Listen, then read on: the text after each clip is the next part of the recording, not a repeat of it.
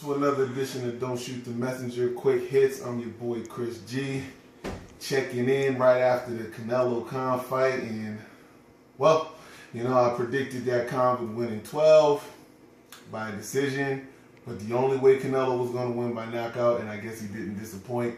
He knocked Khan out in the sixth, and well, I guess he deserves some type of props for that. I'm not going to give it to him.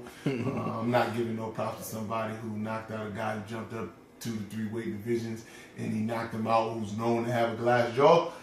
He ain't getting no respect from me. But after the fight, he was talking a lot of cash about fighting Triple G possibly next. Said he's not afraid. Said he's Mexican and they don't.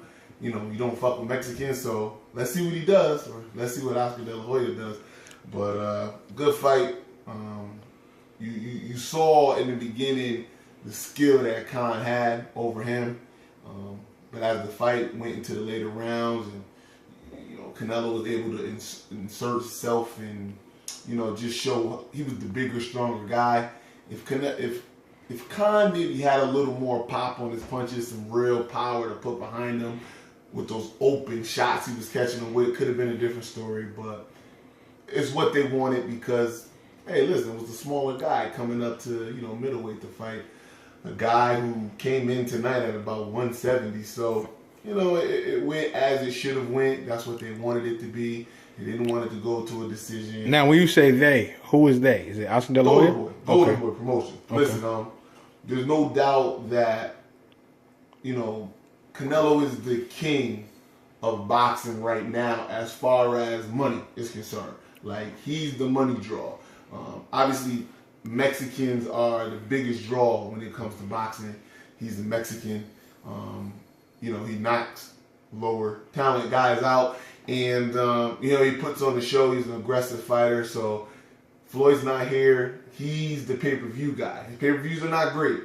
I would imagine that this pay-per-view is going to do something around the area to maybe 300,000-400,000 buys. I'd be surprised if it do anything bigger than that. So, that's kind of where that is. So, going forward, you see how it was going with the whole Triple G speculation. Do you think it's going to happen? Give me a percentage. Okay. I don't. Okay. Listen, Triple G is a monster, right? And just something that we were talking about when the fight was going on.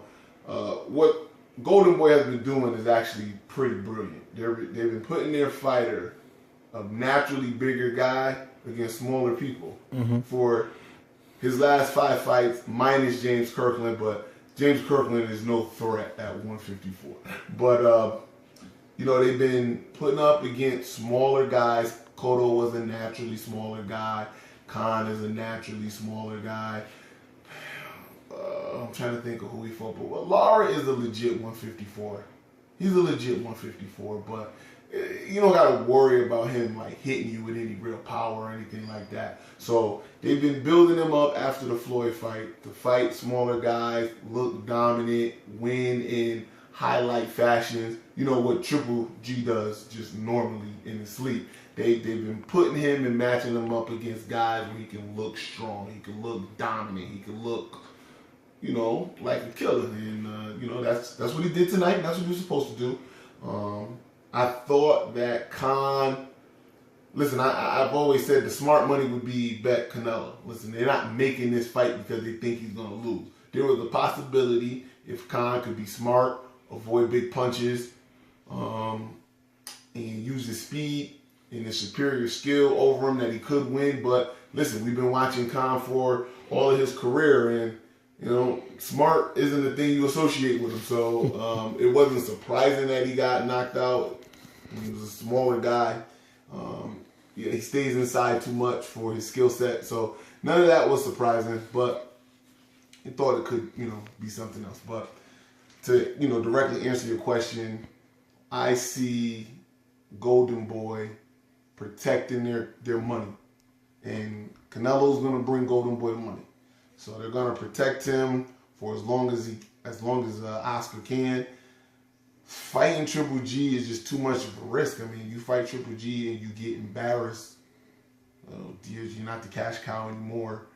A la Prince Nassim. Marco Antonio Barrera. You know, it's happened before. You're the king, you're the money guy, then you go into a fight and literally get obliterated, and then you're just not the guy anymore. You're an afterthought. They don't want that. You want to milk all you can out of the biggest boxer in boxing. The biggest boxer in boxing right now, however much I disagree with it, is Canelo Alvarez. So, what fight do you think he's going to take to kind of, if he's not going to fight Triple G, who do you think is next on the list? On his list, it's tough to say. I don't think he's going to fight Triple G ever. I want that to happen, but I just don't believe Oscar De La Hoya. I believe that Canelo wants to fight him though, but I just don't believe Oscar. Oscar knows the truth. Oscar knows how dangerous Triple G is, so I don't see him fighting him. There's a bevy of junior middleweights to fight. I mean, he's not going to pick a good one. I can tell you that. I highly doubt he picks a good one. So were you impressed tonight? No, I wasn't. And I know it sounds like I'm a hater because I openly admit I don't like Canelo Alvarez. I think he's a fraud. But this is why I think he's a fraud. You knocked out Amir Khan, who's widely known for having a glass jaw, who had to jump up 2 weight divisions to fight you at 155 for the 160-pound, WBC middleweight championship. It just don't sit well with me. I don't. If other fighters would do things like that, people would be outraged. If I had to think of one guy off my head, Floyd. If Floyd Mayweather did something like that, people would be losing their minds if at 147 pounds, Mayweather calls out a 126-pounder or 130-pounder to come up and fight him. A lightweight, a super featherweight to come up to welterweight to fight him. People wouldn't allow that to happen, but Canelo fans are excited, and they should be because their guy want to fight. But until he fights a legit 160-pounder, a legit 154-pounder, I know he's fought Lara, I know he's fought Trout. Those decisions were definitely questionable. Until he convincingly beats an A-level fighter, jury's still out. That's all I'm saying. He beats an A-level fighter in his prime, in their prime, he got my vote. Until he does that, verdict is still out. Triple G, mind you, hasn't done that. Verdict is still out on Triple G. But I know the willingness is there. So that's, who would Canelo pick? I don't know, man. Pick a name out of that. Cool. So Yuriorkis Gamboa, if he could. Boxing fans will understand that. So I take it that we'll hear more of this on the longer podcast.